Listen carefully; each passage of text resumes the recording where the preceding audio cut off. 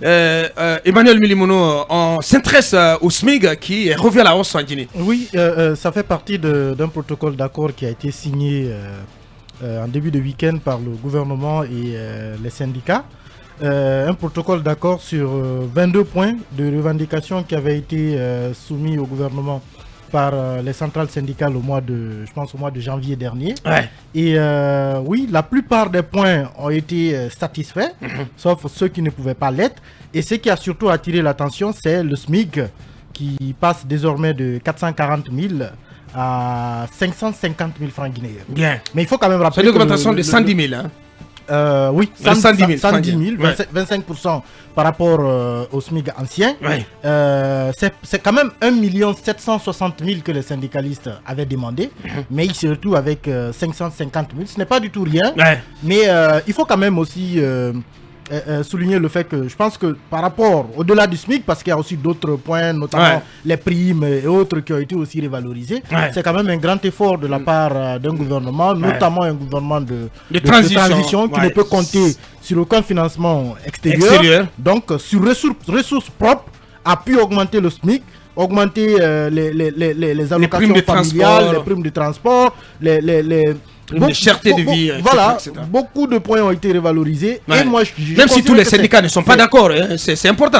Non, mais tous les syndicats notamment l'intersyndical de l'éducation, qui rue dans les brancards et qui menace donc de cesser toute activité. Oui, absolument, parce qu'elle s'est dit ne pas être consultée, notamment par le gouvernement en ce qui concerne les négociations qui ont eu lieu avec donc les autres syndicats. Vous avez parmi ces structures syndicales, vous avez, je crois bien, Michel Pépé Balamou du SNE, vous avez Ablaye Sow par exemple de l'autre branche donc de l'USTG, qui ne sont pas entièrement d'accord, qui disent que la base même, la démarche même donc du gouvernement a été très mal engagée avec les syndicats et que en réalité ce sont des structures syndicales qui seraient donc acquises à la cause du gouvernement, notamment qui ont été consultées, mais il y a d'autres préoccupations, notamment majeures, qui n'ont pas été prises en compte dans la démarche, et que donc ils menacent donc d'entamer des grèves si le gouvernement donc ne vient pas vers ces structures syndicales, notamment pour discuter avec elles sur leur plateforme donc revendicative. Il faut dire qu'aujourd'hui le mouvement syndical guinéen est assez divisé, et cela a commencé depuis presque sous Conté, avec également Condé. On a vu ça s'est intensifié. Oui, ça s'est intensifié. Merci. Ça s'est aggravé. Oui, ça s'est aggravé sous Alpha Condé. Oui, ça s'est aggravé. Il y a des structures syndicales qu'on a créées à dessein, notamment pour déstabiliser, par exemple, un certain Abouakar Souma ici, notamment dans ces revendications. C'est le cas de l'autre USTG qui a été créé, fabriqué de Mamou. C'est un faux syndicat, je vous assure. C'est un faux syndicat. Et c'est lui qui a signé, non? Mais bien sûr, c'est un faux syndicat. Yvonne également, voilà, Ablaye Kamara et Yvonne qui ont été créés à dessein. Tout ça, c'était vraiment des fabrications sur Alpha Condé pour affaiblir le mouvement syndical. On espère bien que la junte ne va pas aller dans cette voie. Absolument, parce que pour terminer rapidement, c'est que le colonel Mamadi Doumbia doit réussir, puisqu'il a réussi avec la Chambre nationale d'agriculture. Il y avait beaucoup de tensions, il y avait beaucoup de divisions. Il a réussi aujourd'hui à mettre en place une Chambre nationale aujourd'hui. Pas la Chambre nationale d'agriculture, la Chambre de commerce. La Chambre de commerce, j'allais dire. Donc il doit aussi se battre. Là aussi, je crois qu'il y a un petit problème. Je ne sais pas si vous avez remarqué hier, au même moment, pendant qu'on parle de Chambre de commerce, d'industrie et d'artisanat, Bill de Sam, il va mettre en place la Chambre d'artisanat. Oui, absolument. Donc il y a la Chambre d'artisanat en fait, parce que l'artisanat c'est une composante de la CCIA, chambre de commerce, d'industrie et d'artisanat. Il va mettre en place la chambre d'artisanat et des arts. Moi j'ai vu ça sur. C'est quand même compliqué. J'ai vu ça. Voilà. Je pense que il y a vraiment un problème, problème d'articulation de ces structures au niveau du gouvernement, et à savoir que dans le compte rendu du conseil des ministres du jeudi, la cellule de communication s'était totalement plantée là-dessus. Oui, parce que si vous avez observé dans les derniers paragraphes, il a été dit que le ministre de la Culture a annoncé la tenue prochaine de journées de réflexion. Ce n'est pas du tout le cas, c'est plutôt la mise en place de cette chambre. Alors on va... complètement. Ça veut dire qu'ils ne prennent pas note en conseil des ministres. C'est très grave. Parce que Bill Dessam, avec tous ses services, était obligé hier de faire le SAV auprès de tous les médias pour pouvoir rattraper cette grosse bourde de la part de la cellule de communication. C'est très grave. Oui, je pense que c'est une Il faut être là, les oreilles et mettre toute l'attention concentrée sur ce qui est dit en conseil des ministres pour ne pas quand même nous servir de l'infox.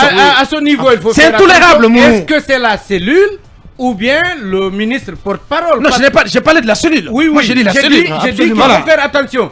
Est-ce que la cellule a accès à la salle? Est-ce que la cellule... Mais forcément. On ne peut pas demander à Ousmane, au ministre de tout noter. J'imagine. Mais non. Je ne sais pas comment ça se passe. Je sais que je savais. Bien. Puisqu'il y a des Je ministres pense que c'est le porte-parole qui prend. Il y a des ministres porte-parole que j'ai connus. Ce sont eux qui notaient tout. Et là, donc, la cellule s'occupe de la mise en forme. Donc, Ousmane, il s'est pris les pieds dans le tapis. Moi, je voulais revenir un petit peu sur cette négociation entre les syndicats et puis le gouvernement. Et Emmanuel a dit que c'est une avancée et j'aimerais bien aller dans ce sens, sauf que moi, je n'y crois pas. Oh là là, comment ça, Mohamed Ali? Mais toi, tu crois rien finalement, Mohamed Ali? Parce que, en fait, c'est compliqué à la fin du compte. Je crois à un certain nombre de choses, mais il y a des faits. Non, mais tu connais ça, mais franchement, tu doutes de tout, Mohamed Ali. Je doute de tout et j'ai le droit de douter. Bien. Tu en as le droit, monsieur. On doute de tout. Je suis en train de dire que d'abord, comment dirais-je, 440 000, c'était Alpha Condé. Et depuis 10 ans, donc, on n'évolue que de 110 000 francs. Comparativement à l'évolution des pays autour, je trouve que c'est minable. C'est pas les mêmes réalités, Mohamed Ali. Même la réalité guinéenne. C'est pas les mêmes réalités. La réalité guinéenne commande qu'on ne puisse pas donner aujourd'hui officiellement 550 000 francs à un citoyen. Oui, Mohamed Ali, mais en même temps, c'est une évolution, si petite soit-elle. Mais comment tu peux ne pas apprécier cela? Je n'apprécie pas du tout, parce que quand vous n'épouvez pas... Voilà, on a fait quand même un petit pas là. Oui, non, il n'y a pas de pas fait. C'est une avancée, mais elle n'est pas totalement significative. Moi, je pense d'ailleurs que ces syndicats-là ont deux problèmes en fait. D'abord, je pense d'ailleurs que c'est une négociation entre amis. N'oubliez pas que... Comment ça? Entre amis, centrale syndicale, notamment dirigée par il s'appelle comment, l'ancien ministre Amadou Diallo. Souvenez-vous qu'en 2007... Qui a été rejointe par Aboubacar Souma. En 2007, ce sont les mêmes qui ont proposé le Premier ministre actuel pour être Premier ministre. Il était en concurrence avec Lansana Kouyaté et finalement c'est Lansana qui a été choisi et ce n'était pas exactement le choix des syndicalistes. Amadou le sait. Maintenant, Amadou et un certain nombre de personnes sont des syndicalistes à la retraite aujourd'hui. Ils sont venus braquer la tête de la CNTG justement et ils se sont fait élire à la tête. C'est vrai. Je suis en train de dire la vérité.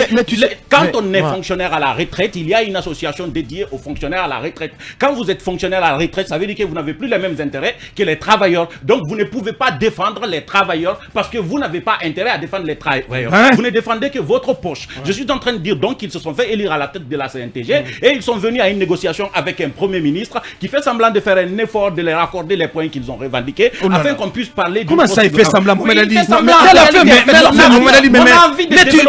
Tu craches surtout quand même à la fin de développer des arguments pour dire oui, c'est le gouvernement de transition, ils font des efforts pour ceci, pour cela. Si oui, ce sont des efforts, Mohamed Ali. Mais si, ce sont des efforts. Tu ne peux pas balayer ça comme ça d'un revers de la main. Le gouvernement a choisi son choix, a fait son choix. Le gouvernement a choisi parmi les syndicalistes. Parce qu'aujourd'hui, vous ne pouvez pas, de l'autre côté, laisser la FSPE, je ne suis pas en train de défendre quiconque, la FSPE, c'est la plus vieille organisation syndicale sur l'éducation en Guinée. Vous pouvez le vérifier. Vous ne pouvez pas peut-être laisser Pépé Balamou, vous ne pouvez pas laisser un certain nombre d'acteurs à côté et puis choisir Kadjatou. Et puis je n'ai pas compris. Kadjatou dirige une branche du SLEG. Aboubacar Souma dirige une branche du SLEG. Ils ne se sont pas réunis parce que moi je ne sais pas qui a représenté le SLEG, mais on négocie avec les deux. Ça veut dire qu'on exclut ceux qui ont accepté, plutôt ceux qui n'ont pas accepté, qui participaient. Je pense que le gouvernement est en train d'orchestrer quelque chose.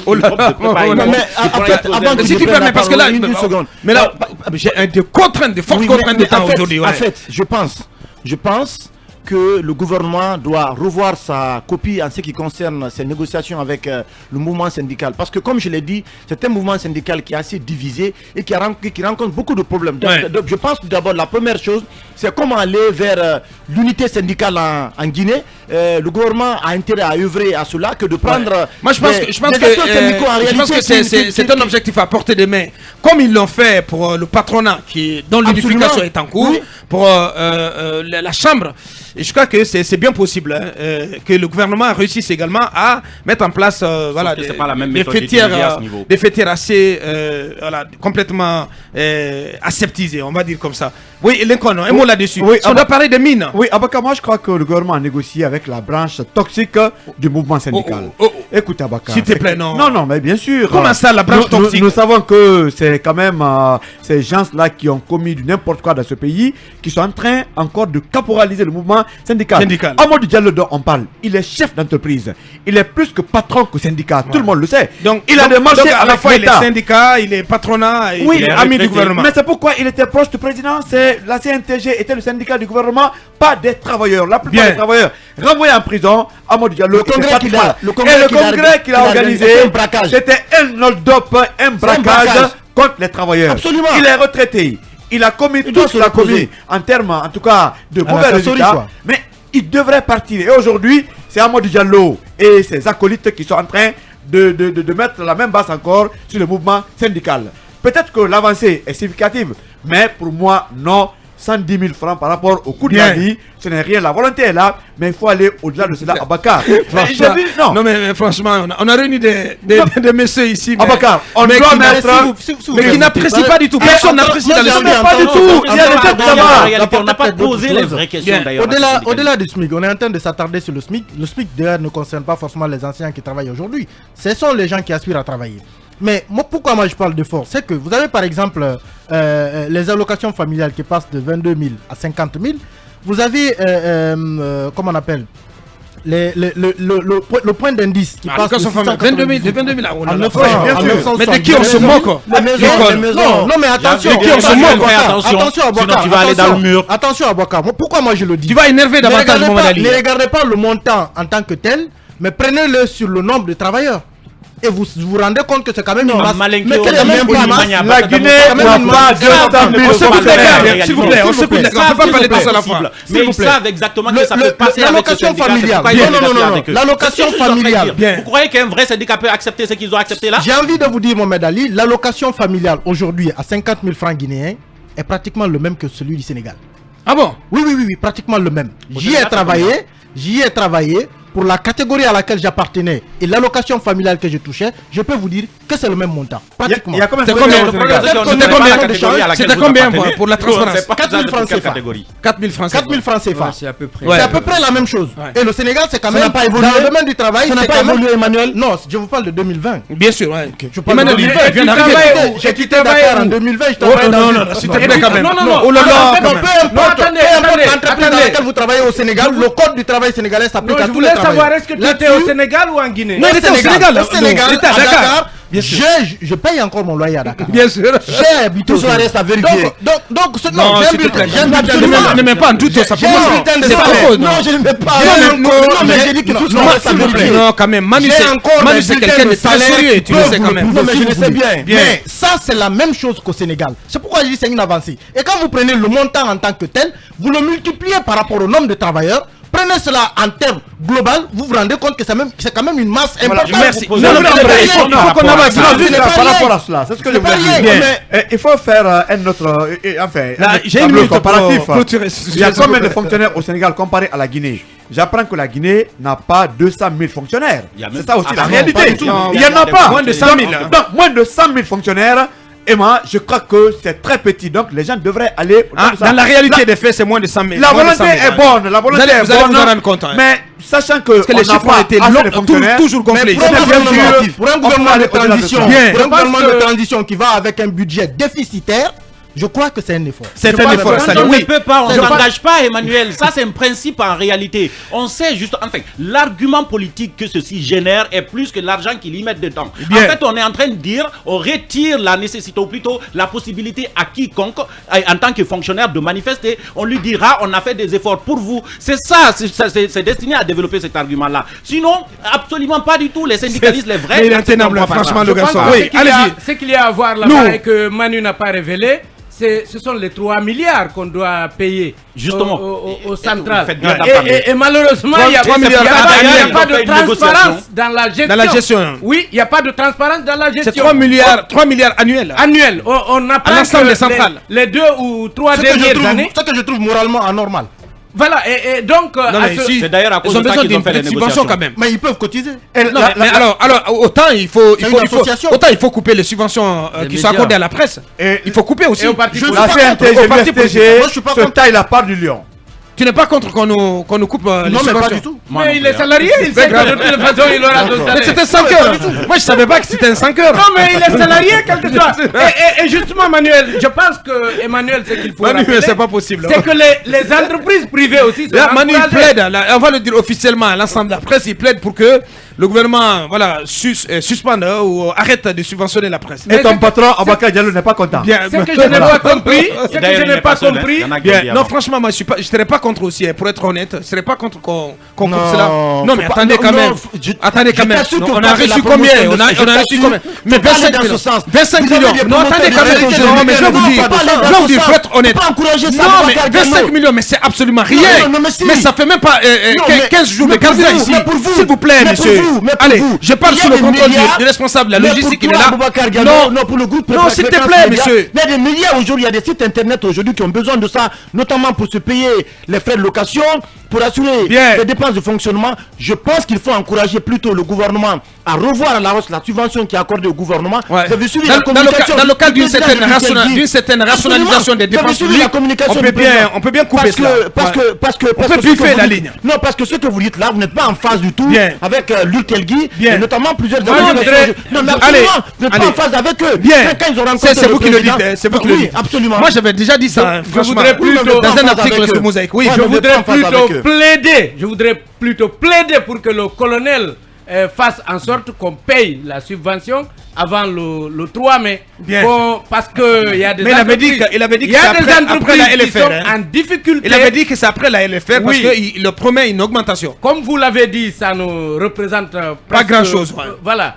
Et personne, j'ai dit personne, ne peut utiliser cela pour tenir pour un mois. Il parle de sites internet. Il y a des petits sites qui ont moins de 2 millions. Il y a des petits sites qui ont moins de 2 millions. Déjà, ça permet à des Guinée médias Matin, par exemple, depuis qu'on a commencé à en bénéficier, on est au niveau A. Donc au top. Mais jamais ça n'a couvert un mois. Jamais ça n'a couvert un mois.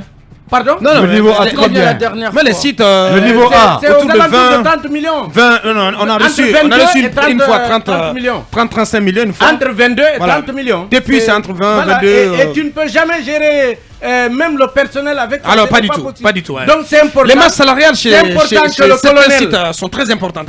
C'est important que le colonel nous écoute. Voilà. C'est important que le colonel nous écoute. Pas les abakars, pas les riches dans les médias, mais nous autres qui nous battons difficilement. C'est important de rehausser ça et de payer le plus rapidement. Allez, c'était la première partie de notre long tour de chauffe.